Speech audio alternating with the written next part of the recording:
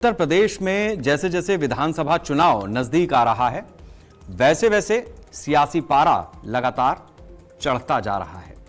सीटों के हिसाब से समय बेहद कम बचा है। जितनी विधानसभा की सीटें हैं उससे भी कम दिन हैं। ऐसे में भाजपा और मुख्य विपक्षी पार्टियां अभी से अपने कोर वोटरों को पाले में लाने के लिए जोर आजमाइश में जुट गई हैं।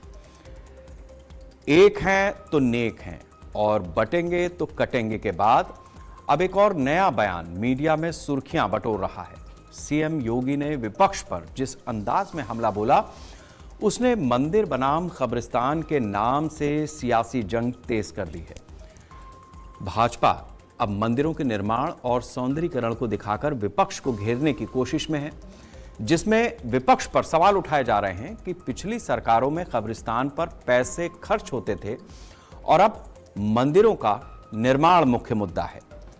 कुछ दिनों पहले अभी ईद के दिन यूपी की मुख्य विपक्षी पार्टी के मुखिया अखिलेश यादव ने लखनऊ में ऐशबाग ईदगाह पहुंचकर मुस्लिमों को ईद की मुबारकबाद दी। समाजवादी पार्टी को बीते कई चुनाव से मुस्लिमों की बड़ी संख्या में सपोर्ट मिलता रहा है, वोट मिलते रहे हैं, इसलिए सपा के लिए मुस्लिम वोट बैंक को सहेज कर रखना बड़ी चुनौती है। हिंदू वोटरों को अपना कोर वोट मानने वाली भाजपा की तरफ से भी कमोबेश ऐसी ही तस्वीरें सामने आती रही हैं, जिसमें कभी प्रधानमंत्री नरेंद्र मोदी तो कभी यूपी के मुख्यमंत्री योगी आदित्यनाथ देश के बड़े मंदिरों में जाकर के पूजा अर्चना करते हैं और वहीं से विपक्ष पर हिंदू विरोधी होने का आरोप भी लगाते हैं। हाल ही में सीएम योगी का एक ऐसा बयान आया जिसने यूपी की सियासत में हलचल तेज कर दी। मुख्यमंत्री योगी आदित्यनाथ ने विपक्ष पर हमला बोलते हुए कहा है कि पहले की सरकारों में कब्रिस्तान पर पैसा खर्च होता था। पहले की सरकारें कब्रिस्तान बनाने के लिए पैसा भेजती थी। पहले की सरकारें कब्रिस्तान पर पैसा इसलिए खर्च करती थी क्योंकि जिसको जो पसंद होता था वो वही करता है। हमें मंदिर पसंद है, हम मंदिरों पर पैसा खर्च कर रहे हैं। मतलब साफ है कि योगी लगातार हिंदुत्व की पिच पर जोरदार तरीके से बैटिंग कर रहे हैं। लेकिन 2014 में बीजेपी की सरकार बनने के बाद हिंदू वोट बैंक में सेंधमारी का हर प्रयास विपक्ष की तरफ से भी हो रहा है। उत्तर प्रदेश में सपा बसपा मुस्लिम वोट बैंक को अपने साथ जोड़ती थी। पिछड़ों में यादव और दलितों में जाटो समाज के साथ पूर्ण बहुमत हासिल करने में यह दल कामयाब रहे।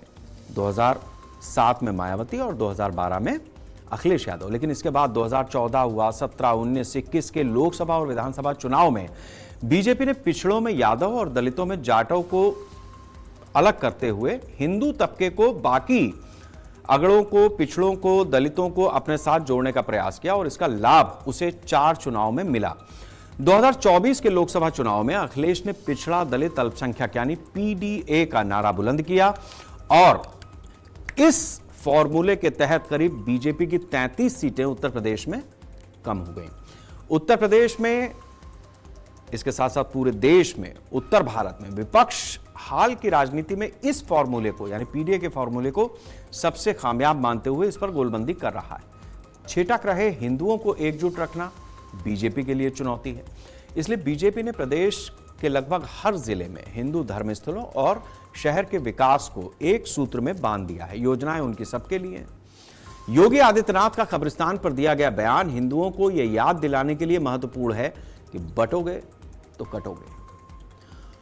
प्रदेश के कई जिलों में मुस्लिमों की बढ़ती आबादी से डेमोग्राफी न सिर्फ बदली है बल्कि बचे हुए हिंदू जो उस इलाके में रहते हैं उनका पलायन भी हुआ है। कई बार आपने देखा होगा कि बाहर बोर्ड लगा दिया कि यह मकान बिकाऊ है। योगी का बयान हिंदुओं को एकजुट रखने के साथ ही पुराने दौर की कानून व्यवस्था का हवाला देकर अपने वोट बैंक को एकजुट रखने का प्रयास भी है। एक तरफ भाजपा हिंदुत्व का प्लान लेकर के चल रही है तो दूसरी तरफ मुसलमानों के साथ साथ सपा अपने पीडीए के एजेंडे पर काम कर रही है। 2024 के लोकसभा चुनाव में सपा को इसका फायदा मिला। फिलहाल चुनाव के पहले जिस तरह से यूपी में हिंदू मुस्लिम का बयान आया है वो साफ साफ बता रहा है कि 2027 के विधानसभा चुनाव में बड़े स्तर पर वोटों का ध्रुवीकरण होना तय है। आज इसी मुद्दे पर हम चर्चा करेंगे कि कब्रिस्तान में कितना पैसा गया, मंदिरों का जो निर्माण हुआ उसमें कितना पैसा गया, प्रदेश की जनता इस बदलाव को किस तरीके से देख रही है, किस तरीके से पॉलिटिकल पार्टीज अपनी गोलबंदी कर रही हैं। लेकिन उससे पहले